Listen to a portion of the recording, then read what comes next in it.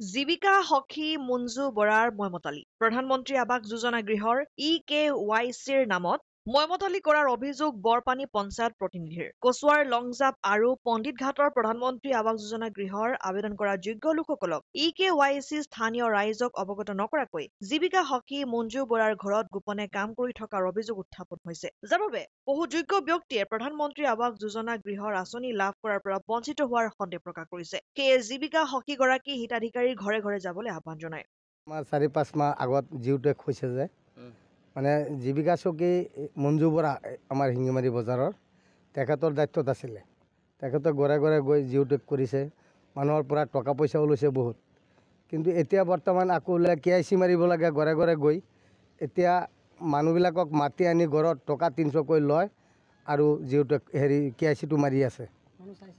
মানুহ চাই মাৰে আৰু আমি হুদাৰ কৈছে এই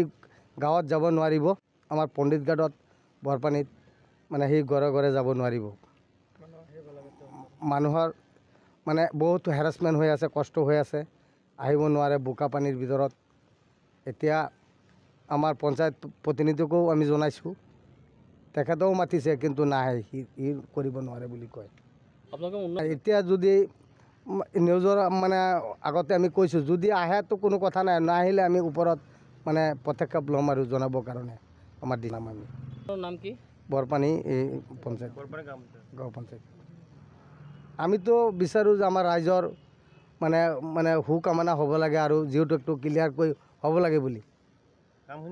কামখিনি ৰাইজৰ হ'ব লাগে তেখেতে নাযায় বুলি কৈছে নকৰে বুলি কৈছে